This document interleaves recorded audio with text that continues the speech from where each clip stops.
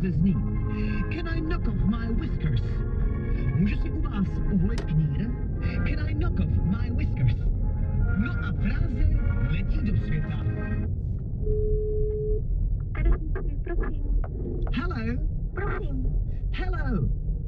No, prosím. It's Simon Griffiths. Can I knock off my whiskers? Zde jsme neuspěli, ale frázi můžeme ještě zopakovat na jiném místě. Prosím, kadeřnictví. Hello? No prosím. It's Simon Griffiths. Please, can I knock off my whiskers? Hello? Prosím. Can I knock off my whiskers? Halo. Can I knock off